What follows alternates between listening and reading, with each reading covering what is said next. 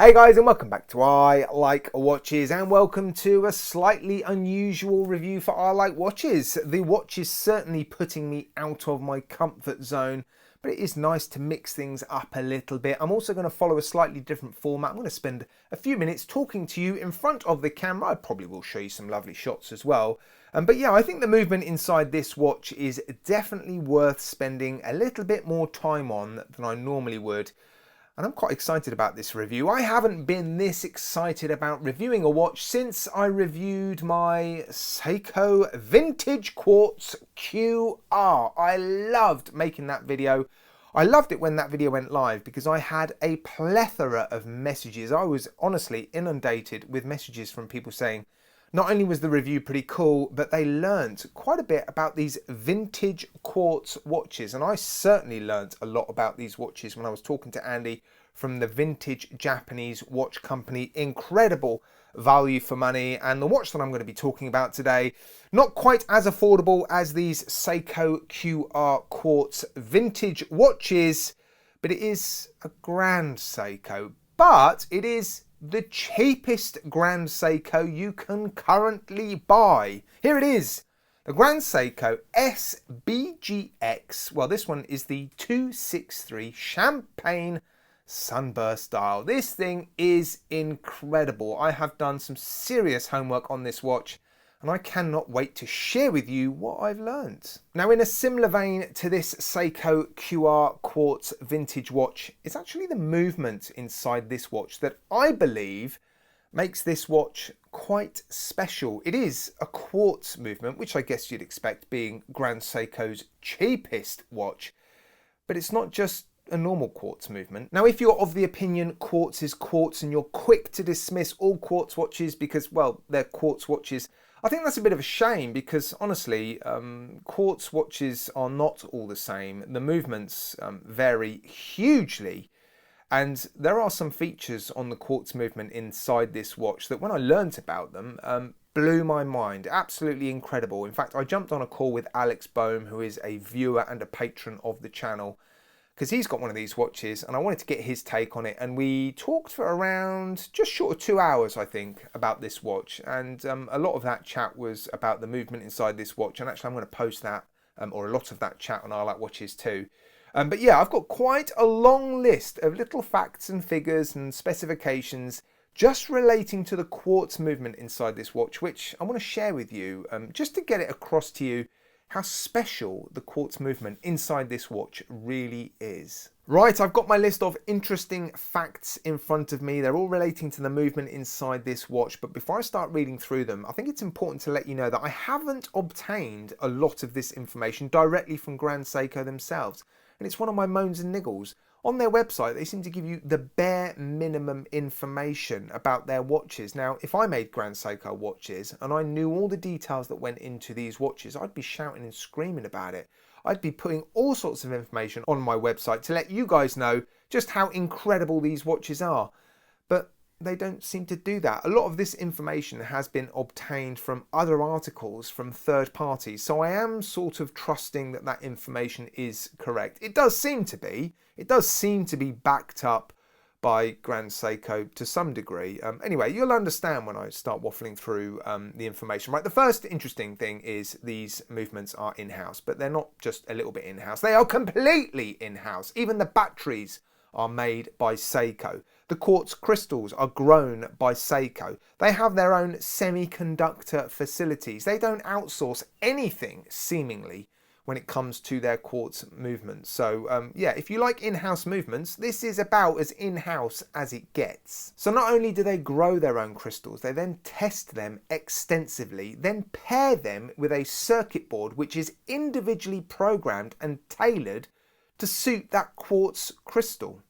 That's mind-blowing. Now, I don't know exactly how, but these movements sample the ambient temperature 540 times a day and make micro adjustments within the circuitry to make the crystals even more accurate. And all that combined means a stated accuracy of plus minus 10 seconds a year, but judging by all the articles that I've read, it's more like 5 seconds a year. Now, I chatted with Alex about his watch.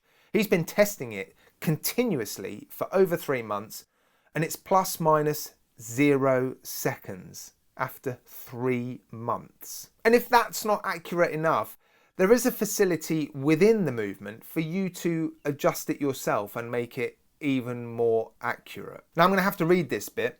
There's no backlash or play due to a minute spiral spring. And what that basically means is the second hand is solid. And here's another one I'm going to have to read. It's got a high torque stepping motor which allows for heavier hands. And that is because each second is actually 2 ticks. Not 1 tick, it's 2 ticks. But they're so quick you won't see them, but they are actually 2 ticks. Now they don't stop there, they've put a high-speed motor inside this movement, so the date change happens in 1/2000th of a second. It contains 9 joules. Okay, that's not that fancy, but still. Now these movements leave the factories completely sealed, so no dust and debris can get into the movements, but also the lubricants stay lubricating for longer. Now I've heard people say online, these things have a service interval of 50 years, which I'm not so sure I believe. But I wouldn't be at all surprised if these watches are still working after 50 years. Now they actually make these quartz movements look really good. It's a shame they cover most of them up, but they decorate them and do all sorts of fancy stuff to them to make them, well, look nice. The last one is, well, it's not actually relating to the movement inside this, because inside here we've got the 9F62, but they've developed a 9F85, which has a function on it whereby you can adjust the hour hand without interrupting the seconds and the minute hand. And the reason they've done that is because, well, these watches are so incredibly accurate that they don't want you to be messing around with that accuracy when you travel or when you go from summertime to wintertime. So you can adjust the time on your watch if it contains the 9F85 movement without disturbing that seconds hand or the minute hand at all. It just continues to work. And well, if the accuracy is as good as it seems to be, like I said, Alex's is running at plus minus 0 seconds after 3 months. Well, I think that's a pretty cool function to incorporate in these movements because, yeah, why would you want to mess up that sort of accuracy? Absolutely incredible. My mind was blown when I learned all that stuff. Yeah, absolutely incredible watch. And I can totally understand why Alex went out and bought one. He picked up his from Chrono24, 4 months old, in perfect condition, and he picked it up for I think €1,700, which he said he was happy for me to share with you guys. So yeah, absolutely unbelievable. Right, now I'm going to talk about all the usual stuff, you know, the things that I like, the things I'm not so keen on, but I really did just want to focus on this movement because, well, I think it's worth it. Now I've spent so long talking about the movement, I'm going to ditch all the facts, figures, stats and specifications. If you want to know those, head down to the video description, I will list them all in there. So now I'm just going to cover the green thumbs up and the red thumbs down, then I'll give you a little summary at the end. So starting with the green thumbs up, well, obviously the movement. I've just spent 7 minutes talking about how incredible the movement is, so that's a fairly obvious one. The next one is, well, the dial. I am a sucker for a champagne sunburst dial, and the dial on this thing is absolutely incredible. It has the best colour champagne dial I've ever seen. Absolutely love it. The hands and the indices as well are beautifully finished, as I guess you would expect from Grand Seiko. Now, I think it's coming across on the camera. The indices actually have very fine grooves put into them so that you get this strange, almost rainbow colour effect on the top of the indices, and you can see that on that 12 o'clock index. Look, yeah, that top surface is not smooth and polished. The side facets are. But yeah, lovely little bit of colour and refraction. Is that the right word for it? But yeah, just overall, beautiful dial, beautiful hands, beautiful indices. The finishing on the case is particularly impressive, I have to say. The polished surfaces are amongst the best, if not the best I've ever seen. You can see that reflection of me talking with my phone there. Look, proof that all of my footage is filmed with my iPhone. Yeah, I don't think I've ever seen that reflection this clear, actually. Yeah, that's quite incredible. And the brushing is also very, very nice. Satin brushing matches the bracelet beautifully. Transitions, yeah, incredibly crisp.